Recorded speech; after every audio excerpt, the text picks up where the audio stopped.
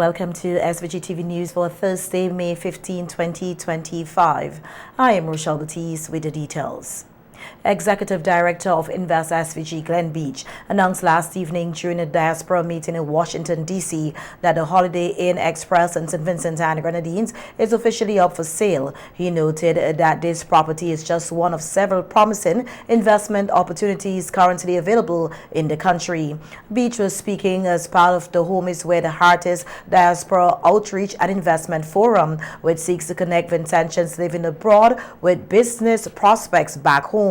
He emphasized that hotel investment in St. Vincent and the Grenadines has taken off with significant momentum in recent years and challenged the diaspora not to be left behind in the country's development. If you know, we have Holiday Inn Express, which is running at I think it's something like 98% occupancy rate, and full for Carnival. Well, always. Right? And I should say that hotel is also for sale for any of you who are interested, because I see a lot of money in this room. So I'm happy but that's for sale. And that's a hotel that was built by the government. Beach also addressed criticism regarding the government's ownership of hotel properties such as the Holiday Inn Express. He strongly defended the move, stating that public investment in such infrastructure has catalyzed further private sector involvement. Those who want to speak about why should the government be involved in a hotel business? Government is not really involved in the hotel business, but we need to get the room rate up. We need to get the number of keys up. And for those who don't know the history, that's exactly how Barbados got their number of rooms up. Government had to get involved because you have to show your potential investors that you have confidence in the product. And that's what we are doing. We have confidence in the product. So far, Invest SVG has conducted successful diaspora outreach events in England, Toronto, Canada, with Washington, D.C. being the latest stop. Beach said the next outreach will take place in New York as part of the ongoing campaign to strengthen connections with Vincentians abroad and attract diaspora-driven investment. Meanwhile, Vincentians in the U.S. diaspora will now find it easier to pursue investment opportunities back home thanks to a new development that allows the Embassy of St. Vincent and the Grenadines in Washington, D.C. to function as a notary public. The authorization was granted by the Ministry of Foreign Affairs, streamlining the business and documentation process for diaspora investors. The announcement was made by Permanent Secretary in the Ministry of Foreign Affairs, Sandy Peters-Phillips, during Invest SVG Diaspora Outreach and Investment Forum held last evening in Washington, D.C. Peters-Phillips noted that the move is part of a broader effort to make it easier for Vincentians abroad to do business in St. Vincent and the Grenadines. St. Vincent and the Grenadines is not just a memory or a vacation spot. Rather, it is a nation on the move. Your skills, your savings, your ideas, they are the fuel that we need. Let Washington not just be a seat of global diplomacy, but the launching pad of renewed national engagement. The ministry reaffirms its commitment to work closely with the diaspora and strongly supports Invest SVG's initiative. With that being said, I'm pleased to announce that approval is granted for the embassy to act as a notary public to notarize documents for investment purposes, and it's free of charge. Export Development Manager at Invest SVG, Shanna Brown, also addressed the gathering and encouraged Vincentians to take full advantage of the new service. She noted that it significantly strengthens Invest SVG's ability to support overseas investors. What that's going to do for persons in the diaspora, it's going to create a more enabling environment for you to do business, as well as lower the cost of doing said business. You no longer have to go get signatories and pay for that. You can use the embassy and get that done. So we are so excited about the initiatives coming out of this diaspora engagement, and I'm hoping that you are going to take full advantage of that as we welcome you back home. In addition to the new notarial service, the government of St. Vincent and the Grenadines continues to offer a suite of investment incentives for diaspora members. These include import duty exemptions, access to tax holidays, and fast-track approval for investment projects, particularly in key sectors such as tourism, agriculture, renewable energy, and light manufacturing. The notary public designation at the embassy is expected to reduce logistical hurdles and foster greater confidence among Vincentians abroad, further encouraging them to participate in national development through investment. And St. Vincent and the Grenadines has officially launched a year-long advertising campaign in London aimed at capturing the attention of UK holiday makers seeking a refined and refreshingly different Caribbean escape. The Discover More campaign, launched in collaboration with Virgin Atlantic, kicked off on the historic streets of Kensington Court. It marks a key milestone in SVG's ongoing strategy to boost visibility and increase visitor arrivals from one of its most important tourism source markets. As part of the promotion, the 10 iconic London black cabs have been branded with striking imagery showcasing the beauty of St. Vincent and the Grenadines. These mobile billboards will traverse London for the next 12 months, promoting the destination and highlighting the direct Virgin Atlantic flight from London Heathrow to the Argyle International Airport.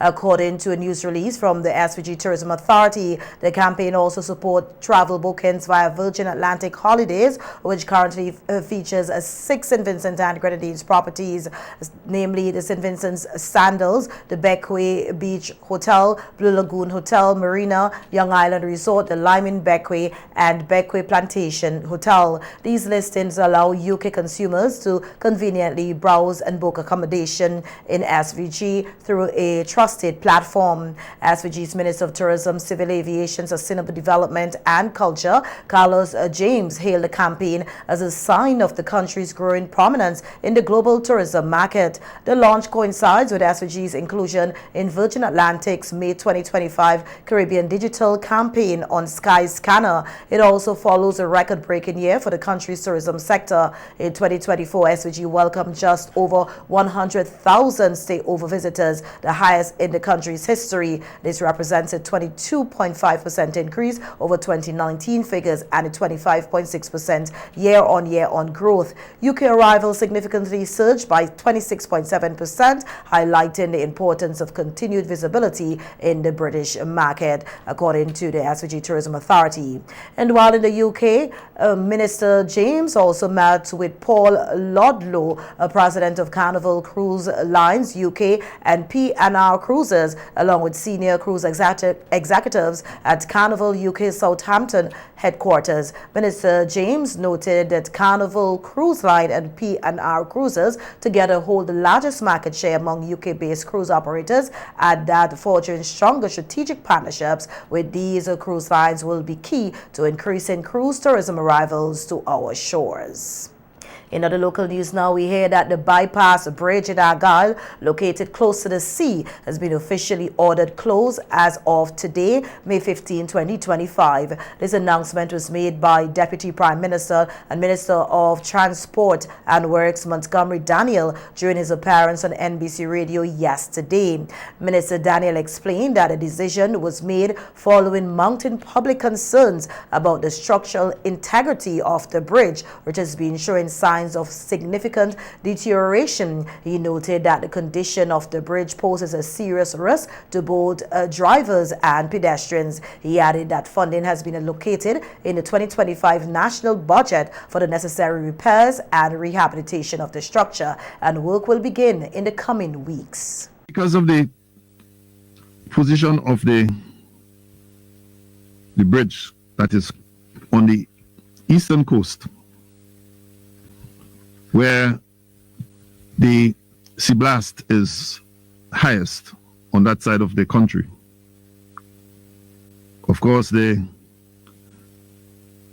metal material that exists on these bridges have really come to the end of their useful life. And so there is within the budget of 2025, an amount of $500,000 to do work on that bridge, and that work will commence very shortly. The Deputy Prime Minister is asking the public to remain patient during this time, emphasizing that while the road is not among the most heavily trafficked routes, its safe restoration remains a priority.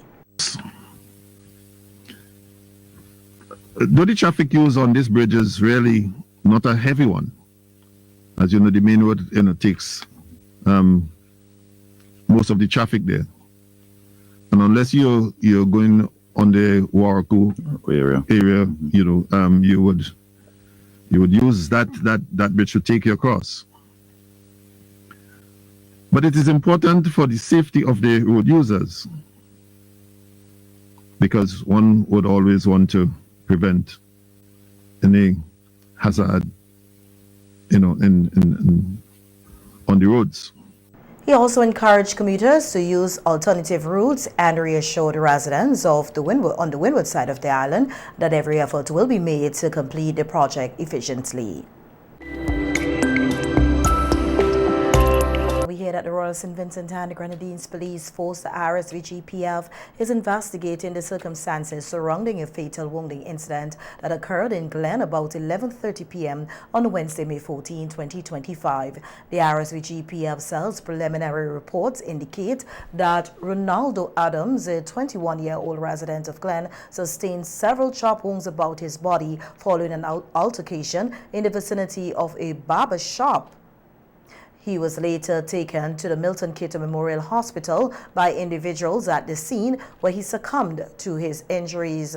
The SVG-TV cells police promptly responded to the report and secured the scene. The crime scene unit visited the location and processed the area, collecting evidence of evidential value. One person is currently in custody assisting with the investigation. A post-mortem examination is expected to be carried out to ascertain the exact cause of death. Investigations are ongoing. Persons with information that can assist with the investigation are encouraged to contact the Criminal Investigations Department, the Calico Police Station, the police emergency lines at 911 or 999, or any police station or officer you trust. The SVG-TV extends condolences to the family and friends of the deceased. The mental health of police officers is just as important as that of anyone else, says Sergeant of Police Jared Lewis. Speaking on WFM's Cophat Program, Sergeant Lewis highlighted the need for law enforcement personnel to prioritize their mental well-being, especially given the high-stress nature of their profession. Lewis emphasized that in-house counseling services are available to officers within their respective departments. In addition, officers have access to professional support through the National Mental Health Center, ensuring multiple avenues for assistance when needed. Sometimes some of them was like normally, all right, this person normally comes to work, they behave a certain way, and this day you see them look a little lonely, and then you sometimes as supervisors you question them, but sometimes some people are withdrawn, they don't want to speak in it. But sometimes you notice people going through changes, because they will come to work, they have a particular behavior, and then this day you see them moving different. They'll be like, what's up with Rolisa this morning? This is not Rolisa. And if they don't want to speak to you, you send them to speak to someone who they are comfortable with, so that they could get whatsoever is on their chest, get it off their chest. Okay, so police officers do have that support. Yes, we try to support as best. Some people that say they don't want to invade their privacy and so forth. So we normally try to pair them up with someone who they are comfortable with, so they can speak what's on their mind and get it off their chest. Lewis shared some of the ways he personally monitors his mental health and takes proactive steps when he notices signs of emotional or psychological strain. He also encouraged his fellow officers to remove the stigma around seeking help, noting that mental resilience is essential to effectively serving and protecting the public. Well, when I get bored, I tend to look to something to cook. Read a book, so I don't really allow that to get to me. If I have problems at work, I left it on the job. When I'm home, I put that away and find something constructive to do. When I go on the beach, read a book, cook up something. Also speaking on the program was Roselle Solomon, a counselor at the Mental Health Center, who offered additional insight into the services available for police officers and other public safety personnel. She said in addition to Mental Health Center, individuals can seek help through community-based clinics, private counseling services, and employee assistance programs. The key is knowing help is available and being willing to reach out. Officers have an opportunity as well to seek assistance outside of Their job. the job. So we were giving, different areas where you can access help. You mentioned Marion House, you mentioned Mental Health Rehab Center, Employees Assistance Program. There are also pastors as well who are into counseling. So I would advocate again, whoever you feel comfortable with, that you reach out to, because every job is stressful, and within the constabulary, we have been told that it's really stressful. You're interfacing with people on a daily basis who are going through their own things, criminals, etc. And plus you have your own personal things that you're dealing with. And so definitely, if you find yourself outside of your normal pattern of functioning, reach out to someone. The National Fisherfolk Organization, the NFO, is feeling optimistic following productive discussions with management from Sandals Resort about the possibility of supplying fish to the hotel. The conversations took place earlier this week during the Caribbean Network of Fisherfolk Organization workshop, which brought together fishing communities and Sandals representatives. The president of the NFO, Winsworth Harry, told SVG-TV News that he is pleased with how the discussion progressed, describing them as a step forward for the local fishing industry. He said the initiative presents an opportunity for fishers to improve their standards and deliver high-quality fish to meet the expectations of the resort. Coming out of this discussion, I must say that the fishers that was present was pleased, and we left with a smile on our face, because we see that this discussion was needed and that there was a gap between Sandals and the fishers. Now that both parties have a discussion, and we are now putting plans in place to see how we can strengthen fishing cooperative and fisher folks and members of our organization to bring the level up and to see fishing as a business. We know over the years that fishers was being offered or being told that we will be going into a fleet expansion program to have bigger vessels that we can meet great demands. But here I am to encourage fisher folks. It is time that we sit down and plan differently. It is time that we now think about retrofitting our boat, putting ice bags in our fishing boat, taking ice to sea, bleeding our fish in a properly way, taking care of our fish while at sea, make sure that our fish is land at a high quality, that fish could be sold at Sandals SVG. Harry noted that Barley has been identified as a potential hub for the aggregation and distribution of fish to Sandals Resort. He added that the development presents a timely opportunity to revitalize fishing cooperatives across St. Vincent and the Grenadines to ensure that all communities benefit from the initiative.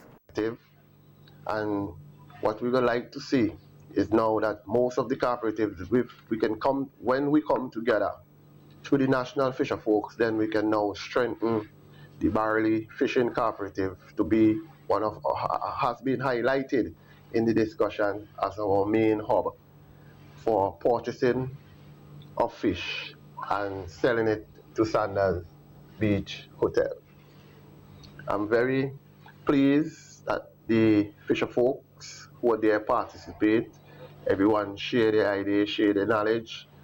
Everyone share the differences in what they experience inside of the fishing industry. So I think this is a greater benefit for us now within the fishing cooperative. We know that not enough effort has been put to develop fishing cooperative in St. Vincent and the Grenadines. And here we are now to see if when all cooperatives come together, this is it. If in St. Vincent take the lead in selling fish to this resort. We don't want to sell fish to no other institution. but more than to the fishing cooperative. So fishers can benefit through fishing cooperative. The two-day workshop was hosted at Sandals Resort in Buckermount and was attended by several fishermen from various communities across the country. The event focused on building relationships between fishers and buyers, improving seafood handling practices, and creating sustainable supply chain solutions that benefit both local communities and major tourism operators.